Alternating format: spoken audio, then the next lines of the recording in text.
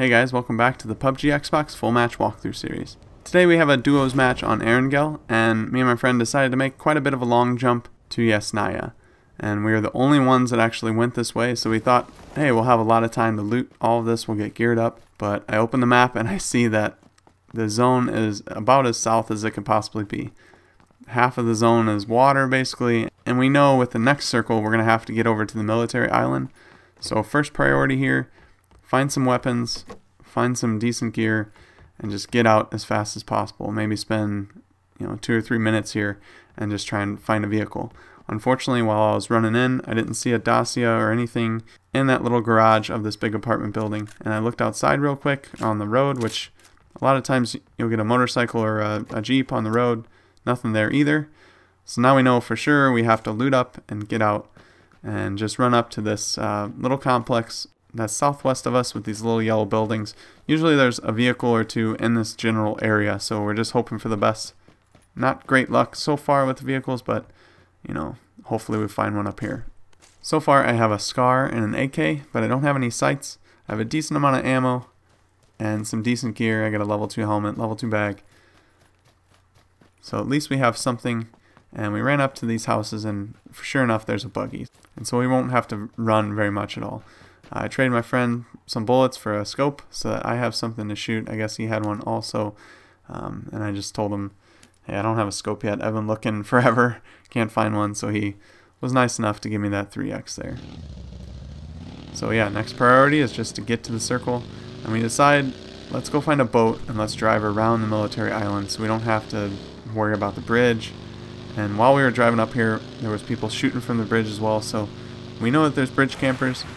We just want to find the boat. So we did. We find a boat and we'll just take it around. We have two options here.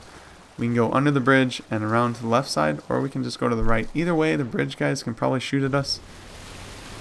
So I decided to just go under the bridge, go to the left, and then we can get out somewhere on the island and make our way.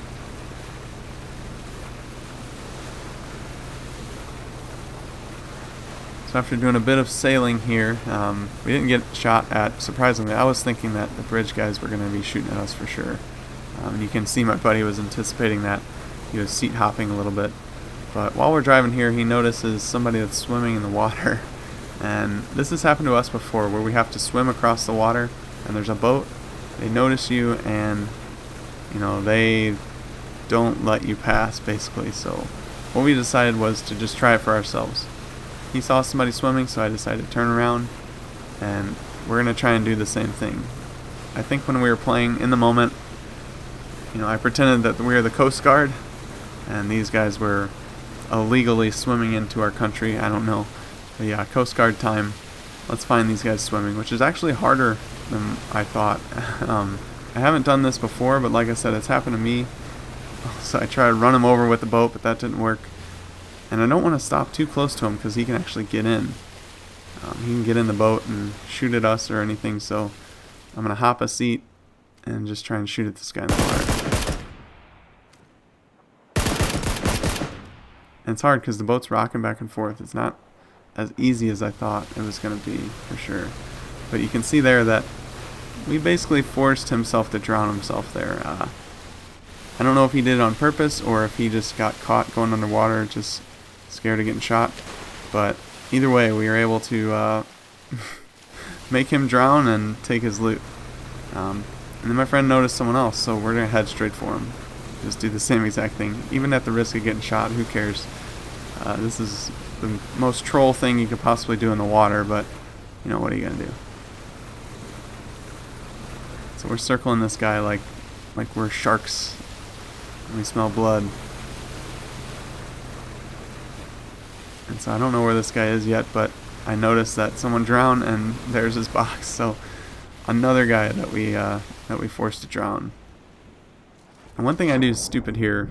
So this guy actually decided to troll us. Since we're going to block him, he's going to just take all his stuff, swim to the bottom, and drop it down there. Real smart play actually, because I didn't have my inventory set out properly and I couldn't pick up some of that stuff. And I started taking some major damage myself trying to get that junk from the bottom of the ocean. So well played by that guy, but I got a couple things. I think I got a couple boosts. I would have loved to get those first aids because I don't have any, but unfortunately my bag was full. I didn't take time to figure that out before I started swimming down.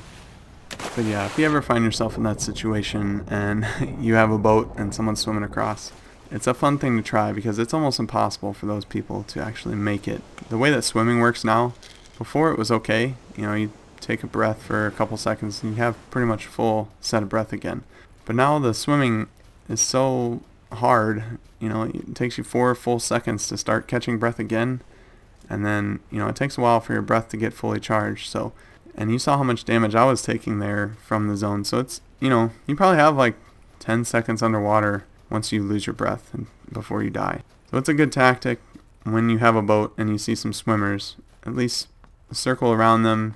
They'll end up probably drowning themselves. You don't get the kill, but you can still take the loot. So basically we just got to land. I healed up as much as possible, got a first aid from my friend since I didn't get any from that guy. And then we just kind of made our way into the zone, and still no resistance. We see some people in the distance in the tower, but I noticed these guys to my left, a more pressing issue. I could have shot here for sure, but I decided to keep our positions hidden because I don't think these guys noticed us. They didn't change the way they were running. They didn't seem to notice us at all. So we're just going to kind of stalk these guys a little bit.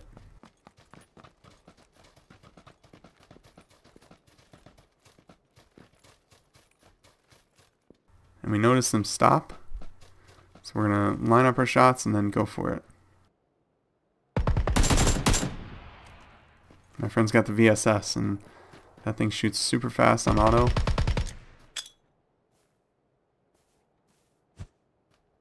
And I'm thinking this guy is dead with this grenade. I don't know how he survived this.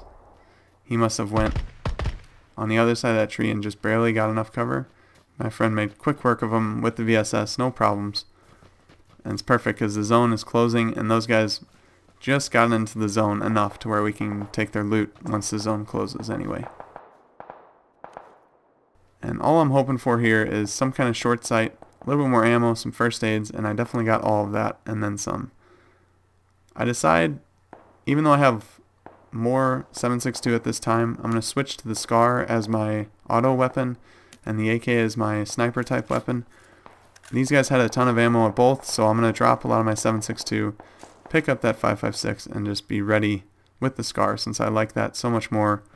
I'm so much more accurate with it, and I've just used it way more, and I just know personally that if I have to choose between the SCAR and the AK, I have a much better chance of surviving and getting kills with the SCAR. But the AK with a 6x on it is not a bad thing. You can use it as a pretty decent DMR because it has some pretty high damage. Obviously a DMR would be better in this situation, but an AK is no slouch. We're just kind of circling around, seeing if we can find people. We know there were people up there on the hill, but they're going to have to come down. And we hear a bunch of gunfire, so at this point we're just trying to stay safe, not take any zone damage, and just try and ride this thing out for a little bit.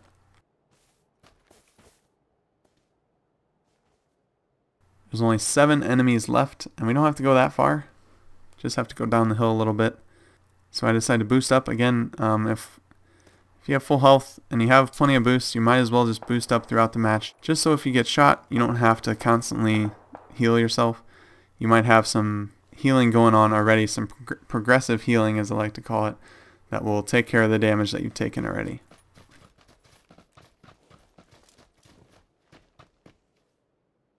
So I notice these guys prone over here. Unfortunately, I miss most of my shots, but I do hit them a couple times, and I'm lucky enough to catch that headshot. So since he's down and the zone is moving in 10 seconds, I decided to push. I'm not going to sit back there and wait, because if that guy tries to heal his teammate, they're likely dead, or they're going to be coming out of the zone super late. My friend was able to kill the knocked guy with the VSS though, so we know his buddy is just going to be basically running to the zone. So we're going to meet him. We're going to cross paths here, I'm sure.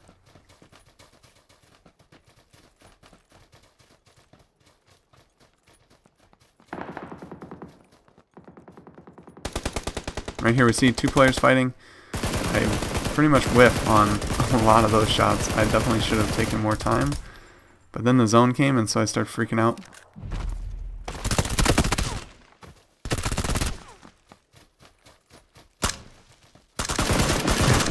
And right there, while I'm falling down the hill, I'm reloading, and then I decided to jump because the guy is shooting at me with his Vector or whatever it was. But with the way we charged him, flanking on both sides, there's no way that guy was going to survive. So we played that pretty well. And now there are 6 left. I don't like our position. We're pretty much center circle for the next circle, but I don't like it because we don't have a lot of cover from behind us a little bit and to our left and right. I see a guy over here with the smoke, but he's just kind of hanging out, it seems.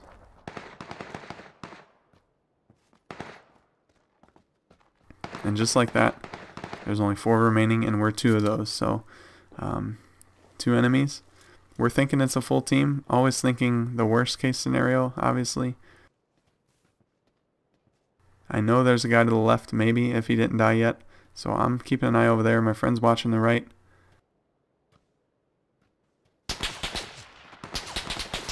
And that's who's shooting at me on the right, but I see this guy move on the left.